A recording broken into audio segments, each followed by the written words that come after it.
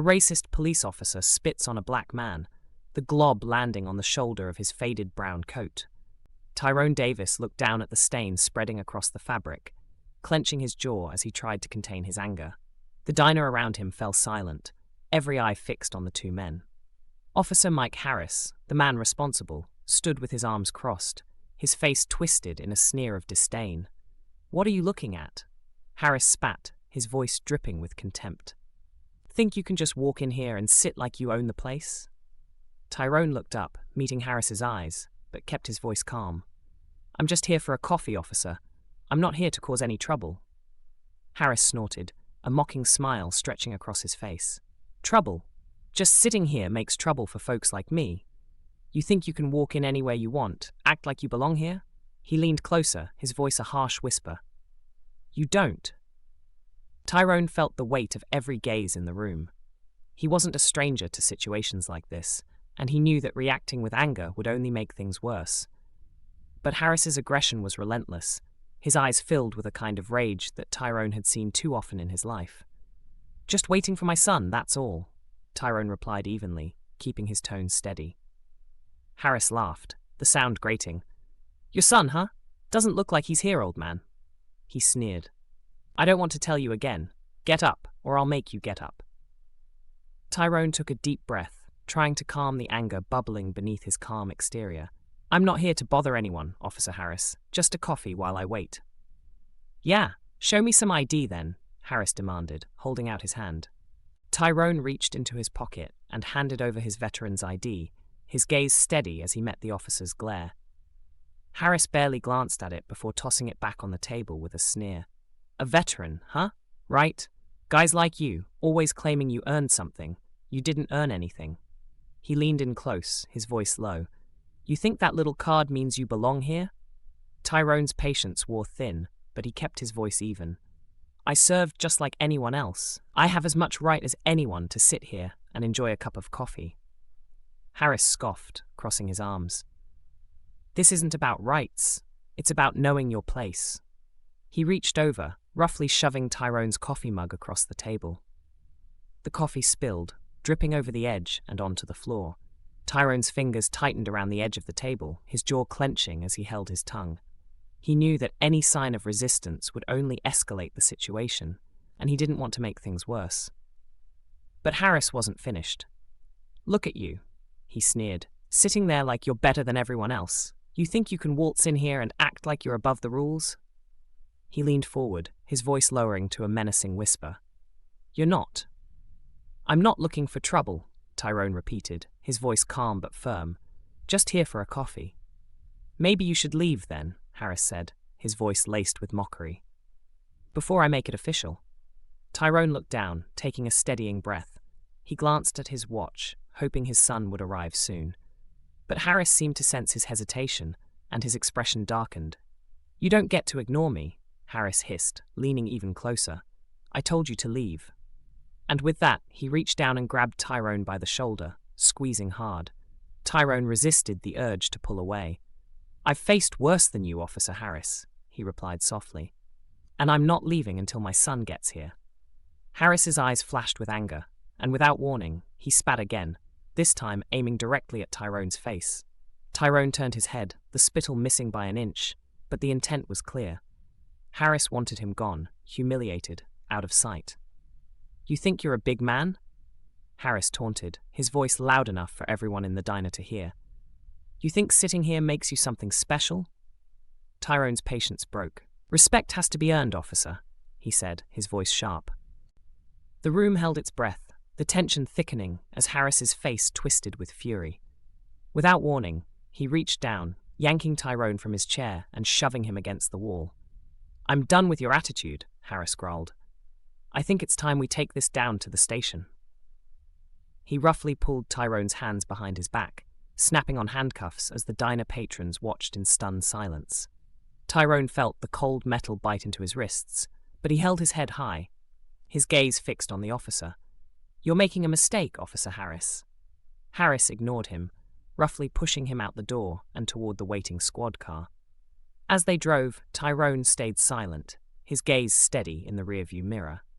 He could see the smug satisfaction on Harris's face, the officer's hands gripping the wheel as if he'd won some victory. But Tyrone knew better. He knew that his son would arrive soon, and when he did, Harris would have to answer for what he'd done. The drive to the station was tense, the silence thick with unspoken animosity. Tyrone kept his composure, his anger simmering beneath the surface, but he knew that justice would soon find its way into this situation. They arrived at the station, and Harris shoved Tyrone into a holding cell, his face full of smug satisfaction as he locked the door. "Bet you feel real high and mighty now, huh?" he taunted, standing outside the bars with his arms crossed. Tyrone met his gaze, unflinching. "I've seen worse than you, Officer Harris. Men like you are nothing new." Harris's face darkened, his bravado wavering, but he quickly regained his composure. "You're a nobody," he sneered. "Just another old man who thought he could act tough. Now you're exactly where you belong." Tyrone remained silent, his gaze steady as he held Harris's eyes. He could see the insecurity behind the officer's bravado, the desperation to assert dominance, to make himself feel powerful. But Tyrone refused to give him that satisfaction. As he sat in the cell, the minutes ticking by, Tyrone's patience remained intact, but he felt the weight of the injustice settle heavily on his shoulders. He knew his son would arrive soon, and when he did, Harris would have to face the consequences of his actions. Down the hallway, voices echoed, followed by the heavy footsteps of someone approaching. Tyrone straightened, his heart pounding as he recognized the voice. His son, Captain Derek Davis, had arrived. "What the hell is going on here?" Derek's voice was unmistakable, filled with authority and barely restrained anger. Harris looked up, his face going pale as he saw Derek approaching. He swallowed, his arrogance quickly replaced by a flicker of fear. "Captain Davis?" "Didn't expect to see you here," Harris stammered, trying to keep his voice steady. Derek's gaze was cold, his jaw clenched as he stepped closer to Harris. "You didn't expect me?" he repeated, his tone dripping with contempt. "You thought you could get away with this?" Harris opened his mouth, struggling for words. "Sir, I didn't know he was your father. I thought he was just some troublemaker." Derek's voice was deadly calm.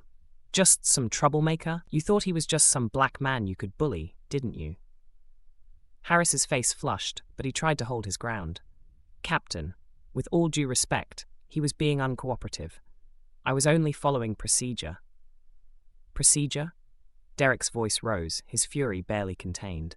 "Your procedure was to humiliate and assault an elderly man, to spit on him and throw him in a cell for nothing? You think your badge makes that acceptable?" Harris's face went white, and he stumbled over his words. "I didn't mean for it to go that far. I thought—" "You thought you could get away with it," Derek cut him off sharply. "You thought no one would question you." The officers around them fell silent, watching as Derek tore into Harris, each word laced with the weight of his anger and disappointment. "My father is a man of honor, a veteran who has served this country, and you treated him like garbage because you thought no one would care." Harris's bravado had crumbled completely, his shoulders slumping as he realized the gravity of his actions. "Sir, I'm sorry. I didn't know." "That's the problem, Officer Harris," Derek interrupted, his voice cold and steady. "It shouldn't matter who he is. You should treat everyone with respect. But instead, you abused your power, and now you're going to face the consequences." Derek turned to the officers gathered around. "Let this be a lesson. This badge is a symbol of service, not a weapon to be used against the people we are sworn to protect. Anyone who doesn't understand that is not fit to wear it." Harris's face was ashen, his gaze lowered as he stood in silence. He knew his career was over, that his actions would not go unpunished. Derek led his father out of the cell, his arm around Tyrone's shoulders as they walked out of the station. The weight of the day settled heavily on both of them, but Tyrone felt a sense of pride in his son, knowing that Derek had done what was right. As they reached the parking lot, Derek paused, turning to face his father. "I'm sorry, Dad. You shouldn't have had to go through that." Tyrone placed a reassuring hand on his son's shoulder. "You did right by me, Derek. You made sure justice was served. That's all a father could ask for." Derek's jaw tightened, his eyes filled with regret. "I never wanted you to face something like this, not with one of my own officers." but I won't let him or anyone else get away with it. Tyrone nodded, his eyes reflecting a quiet strength. We keep standing up, Derek, for every person who's ever felt unwelcome, for everyone who's ever been told they don't belong. You showed them today that men like Harris won't be tolerated. The two men stood in silence, the weight of their words lingering in the cool night air. Finally, Derek nodded, his resolve firm. He knew the fight for justice was far from over, but he also knew that as long as he stood by his father's principles, he would continue to make a difference.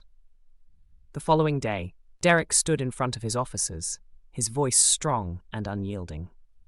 Our badge doesn't give us the right to decide who deserves respect. It gives us the responsibility to uphold respect for everyone. If anyone here doesn't understand that, they're free to leave. The room was silent, every officer feeling the weight of Derek's words. In that moment, Derek knew that his father's quiet strength would guide him, that he would continue to fight for justice, for dignity, and for respect one day at a time.